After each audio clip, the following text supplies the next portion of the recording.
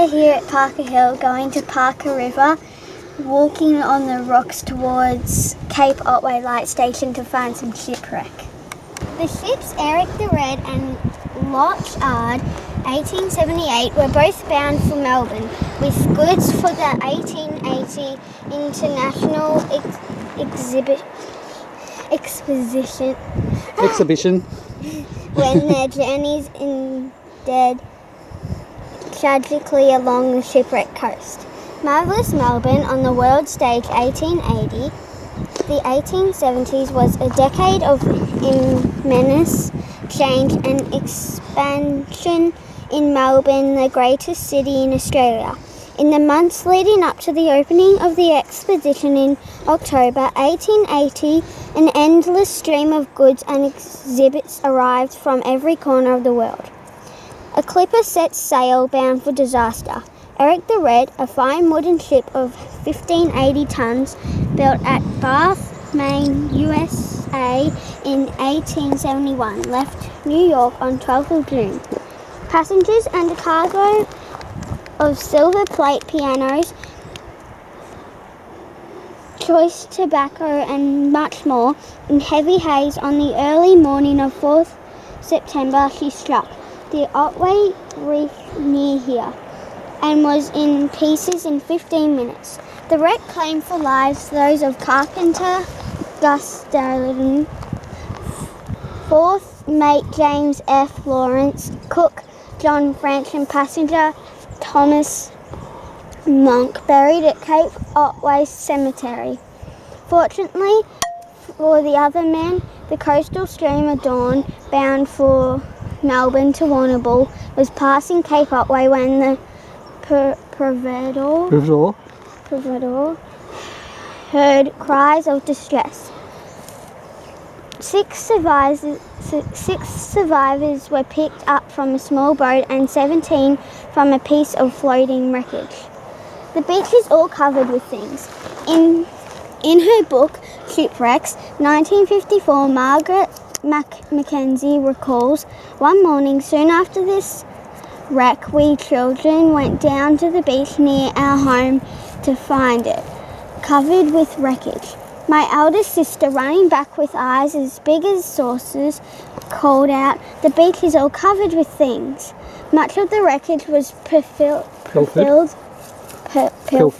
before police and customs officers arrived.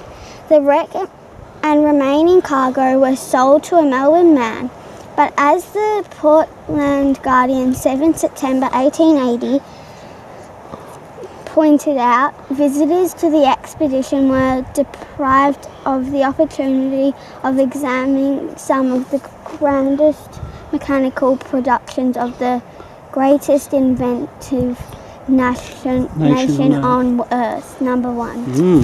Very good. Alright, so today we're going to go for a little bit of a walk. The tide's out. We're here at the Parker River mouth. You can see the Parker River down there.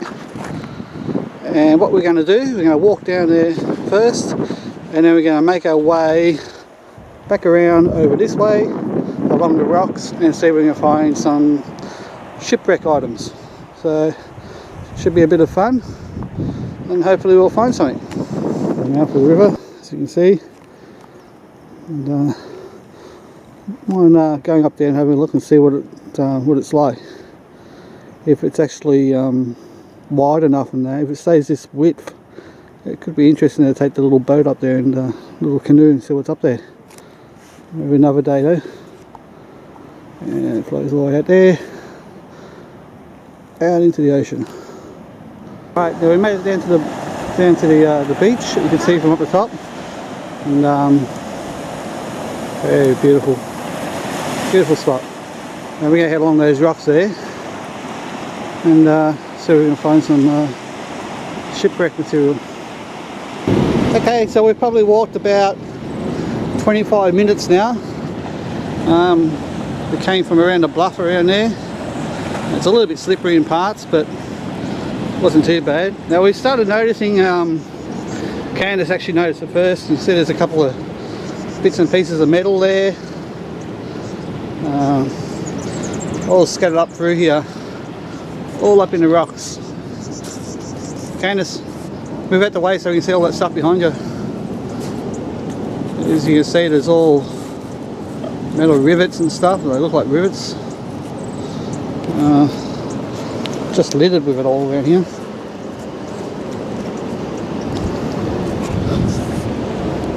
So I don't know how much would be buried underneath here, but the see, there's all twisted metal everywhere. So I believe it would have been of a shipwreck. I don't know what ship it was. There's been hundreds of ships wrecked along this coast, so chances are, if any, the largest part we've managed to find is just here. Now, Candace, come over here, stand next to that for a minute. Hi. It looks like it would have been to, like, you had to tie the ropes around or something. I had to imagine what it weighs. Hey, point to the bolts. See the bolts? You got the square nuts on the bottom of them. Yep. So they would have been pretty old. And hold this bit up, Candace. What bit? Oh, the thing that I found. Yeah. We found a bit of wood with a bit of metal through it. So I'd say we're definitely looking at bits of an old ship. We walked further along the coast, probably about another 10-15 minutes, but we couldn't find anything else. Yes, we did. We found something. What? We found that big piece of metal. Got a big piece of metal. Around there. Between the rocks. Remember? Oh, okay, yeah. Ow! But nothing that we could put down as being a shipwreck.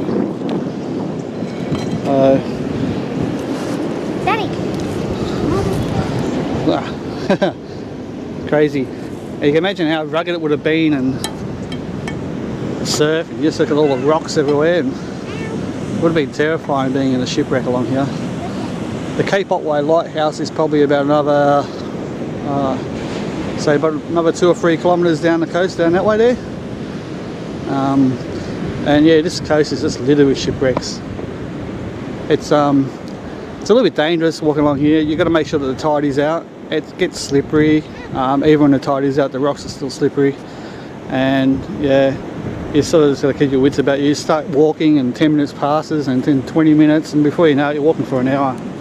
So that's been our little adventure for today. We're going to head back now and go into town to get a hot chocolate. What do you say? Yes. Okay, thanks for watching.